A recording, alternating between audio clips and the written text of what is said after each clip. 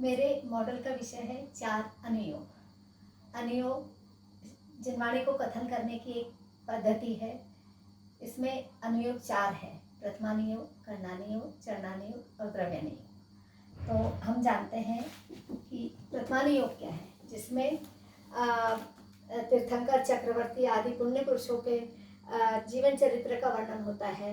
तो उनके पुण्य पाप का फल जानकर जीव वितराग के मार्ग पर बढ़े, ऐसे उसमें कथानक रहते हैं। तो जितने भी चारित्र ग्रंथ हैं, जितने भी पुराण ग्रंथ हैं, वे सब प्रथमानुयोग में आते हैं। इसके बाद हम देखते हैं चरणानुयोग। चरणानुयोग क्या है? मुनि और श्रावक के आचरण रूप जो वर्णन होता है वह चरणानुयोग में होता है। चरणानुयोग के शास्त्र है जैसे रत्नकरण, श्रावकाचार, पुरुषार्थ सिद्धि उपाय आदि। फिर तीसरा आ जाता है कर्णानुयोग। इसमें जीव के गुणस्थान, मार्गणास्थान आदि का वर्णन और 3 लोक का वर्णन आदि इसमें रहते हैं, कर्मों की स्थिति वगैरह। तो यह जीव के जो परिणाम है उसको सही तरीके से बताता है।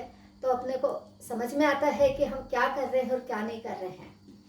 फिर उसके बाद आता है द्रव्यानुयोग, जिसमें 7 तत्व, 6 द्रव्य, 7 पदार्थ, 9 पदार्थ, 7 तत्व आदि का वर्णन होता है। इसमें आत्मा की प्रमुखता से वर्णन है। तो यह एक निश्चय परक कथन रहता है इसमें। तो सबसे पहले तो मतलब यही है कि हम किसका अध्ययन करें, कर्णानुयोग, चरणानुयोग, द्रव्यानुयोग। तो जिसमें जिसकी रुचि हो उस तरह से अध्ययन करके फिर ये चारों अनुयोग को जो ग्रहण करता है वह अपने जीवन में आगे बढ़ता है। कहा भी है, द्रव्यानुयोग इज ए टीचर, चरणानुयोग इज ए एग्जामिनर, कर्णानुयोग इज ए जज एंड प्रथमानुयोग इज ए विटनेस। तो इस तरह से ये जो मैंने मॉडल बनाए हैं, इसमें जिनागम के 4 स्तंभ बताए हैं, जिससे हमारा जिनागम जैन धर्म पूरा टिका हुआ है, वो है चारों अनुयोग।